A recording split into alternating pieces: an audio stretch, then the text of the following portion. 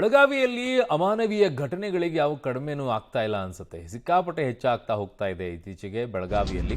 ಈಗ ಮತ್ತೊಂದು ಅಂಥದ್ದೇ ಘಟನೆ ಆಗಿರೋದು. ಸಾರ್ವಜನಿಕವಾಗಿ ತಾಯಿಯ ಬಟ್ಟೆ ಹರಿದು ಹಲ್ಲೆಯನ್ನ ಮಾಡಿರುವಂಥ ಪ್ರಕರಣ ಈಗ ಬೆಳಕಿಗೆ ಬರ್ತಾ ಇದೆ. ಮಗಳು ವೇಶ್ಯಾವಾಟಿಕೆ ಮಾಡ್ತಾ ಇದ್ದಾಳೆ ಅಂತ ತಾಯಿಯ ಮೇಲೆ ಹಲ್ಲೆಯನ್ನ ಮಾಡಿದ್ದಾರೆ. ಬೆಳಗಾವಿಯ ಒಡ್ಡರವಾಡಿಯಲ್ಲಿ ಈ ಅಮಾನವೀಯ ಘಟನೆ ನಡೆದಿರೋದು. ಮನೆಗೆ ನುಗ್ಗಿ ತಾಯಿಯನ್ನ ಎಳೆದು ಮಗಳ ಮೇಲೇನೂ ಕೂಡ ಹಲ್ಲೆಯನ್ನ ಮಾಡಿದ್ದಾರೆ. ಬೆಳಗಾವಿ ಕಮಿಷನರಿಗೆ ದೂರನ್ನ ನೀಡಿದ ಬಳಿಕ ಈಗ ಎಫ್ಐಆರ್ ದಾಖಲಾಗಿದೆ. ಅಲ್ಲಿಯವರೆಗೂ ಸ್ಥಳೀಯ ಪೊಲೀಸ್ ಠಾಣೆಯವರು ತಗೊಂಡಿರಲಿಲ್ಲ. ಮಾಳಮಾರುತಿ ಠಾಣೆಯಲ್ಲಿ ಈಗ ಎಫ್ಐಆರ್ ದಾಖಲಾಗಿರೋದು. ಇದಕ್ಕೆ ಕಾರಣವೂ ಇನ್ನೊಂದಿದೆ ಅಂತಿದ್ದಾರೆ. ಅದು ಇವರು ದೇವಸ್ಥಾನದ ಎದುರುಗಡೆನೆ ಇವರು ಇದಾರಂತೆ. ಆ ಮನೆ ಖಾಲಿ ಮಾಡ್ಬೇಕಂತೆ. ಅದಕ್ಕೆ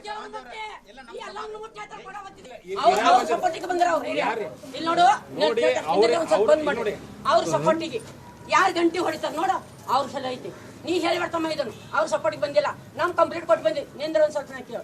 ನಾನು ಪುನಃ ಚಾರ್ಜಾಗಿರ್ತೇನೆ, ನೀ ಹಳೆಯಾಗಿರ್ತೇನೆ, ನಾ ಪುನಃ ಚಾರ್ಜಾಗಿರ್ತೇನೆ. ನಾವು ಕಂಪ್ಲೀಟ್ ಕೊಟ್ಟು ಬಂದಿ. ನಮ್ಮ ತಂಗಿ ಬರ್ಬೇಕ. ಅವ್ರು ಪೊಲೀಸರು ಬರ್ಲಿಲ್ಲ.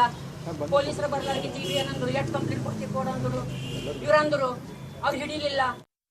ಈಗ ನೋಡಿ, ಈ ಪ್ರಕಾರ ನಮಗೆ ಮಾಹಿತಿ ಇವತ್ತು ಬೆಳಗ್ಗೆ ನನಗೆ ಬರುತ್ತೆ. ಬಂದಿದ ತಕ್ಷಣ ನಾನು ನಮ್ಮ ಏನೇನು ಇನ್ಫಾರ್ಮೇಷನ್ ಇದೆ ಸಂಗ್ರಹಿಸಿ ಸ್ಪಾಟಿಗೆ ಬಂದು ಕೂಡ ನಾನು ವಿಸಿಟ್ ಮಾಡಿದ್ದೀನಿ. ಮತ್ತು ಮನೆಯವ್ರ ಜೊತೆನೂ ಮಾತಾಡಿದ್ದೀನಿ. ಮತ್ತು ಇವ್ರ ಮಹಿಳೆಯವರು ಹೇಳೋದು ವಿಚಾರನೆ ಎಲ್ಲ ನಾನು ತಿಳ್ಕೊಂಡ್ಮೇಲೆ ಇದ್ರದ್ದು ಪ್ರಕರಣದ ಗಂಭೀರತೆಯನ್ನು ಪರಿಗಣಿಸಿ ಅವಾಗ ಆಲ್ರೆಡಿ ನಾವು 4 ಟೀಮ್ನ ಫಾರ್ಮ್ ಮಾಡಿದ್ದೀವಿ. ಮಾಡಿ ಎಲ್ಲರಿಗೂ ಅರೆಸ್ಟ್ ಮಾಡಲಿಕ್ಕೆ ಹೇಳಿದ್ದೀವಿ. ಮತ್ತು ಈ ಬಗ್ಗೆ ನಾವು ಕಾನೂನು ರೀತಿಯಲ್ಲಿ ಎಲ್ಲ ಕ್ರಮನೂ ಜರುಗಿಸ್ತೀವಿ. ಇದು ಅವರು ಆರೋಪ ಮಾಡಿದ್ದಾರೆ. ಈ ಬಗ್ಗೆ ಅವರು ಹೇಳೋ ಪ್ರಕಾರ ಅವರು ಮಾಳಮಾರುತಿ ಪೊಲೀಸ್ ಠಾಣೆಗೆ ಹೋಗಿ ದೂರು ನೀಡಿದ್ದಾರೆ, ದೂರನ್ನ ನಿರಾಕರಿಸಿದ್ದಾರೆ ಅಂತ ಹೇಳ್ತಿದ್ದಾರೆ. ಇದ್ರ ಬಗ್ಗೆ ನಾವು ಪರಿಶೀಲನೆ ಮಾಡ್ತೀವಿ. ಆ ನಿಟ್ಟಲ್ಲಿ ನಮಗೆ ನಮ್ಮ SHOದು ಏನನ್ನ ತಪ್ಪು ಕಂಡು ಬಂದರೆ ಅವ್ರ ಮೇಲೆ ನಾವು ಪೊಲೀಸ್ ಮ್ಯಾನ್ಯಲ್ ಪ್ರಕಾರ ಏನೇನು ಕಾನೂನು ರೀತಿ ಕ್ರಮ ಜರುಗಿಸ್ಬೇಕು ಅದನ್ನು ಕೂಡ ಜರುಗಿಸ್ತೀವಿ. ಈಗ ನೋಡಿ, ಅವ್ರು ಯಾವುದೇ ರೀತಿ ಹೆದರೋದು ಅವಶ್ಯಕತೆ ಇಲ್ಲ. ನಾವು ಈಗ ಇಲ್ಲಿ ಸಿಬ್ಬಂದಿಗೆ ಹಾಕ್ತೀವಿ ಮತ್ತು ಅವ್ರಿಗೆ ರಕ್ಷಣೆ ಕೊಡೋ ಕೆಲಸನೂ ಮಾಡಿಸ್ತೀವಿ. ನಾವು ಇಂಥ ಘಟನೆನ ಡೆಫಿನೆಟ್ಲಿ ಖಂಡಿಸ್ತೀವಿ. ಇಂಥದ್ದು ಆಗಬಾರ್ದಾಗಿತ್ತು. ಮತ್ತು ನಮ್ಮವರು ಸಹ ಅದರಲ್ಲಿ ಶೀಘ್ರವಾಗಿ ಆ್ಯಕ್ಟ್ ಮಾಡಬೇಕಾಗಿತ್ತು.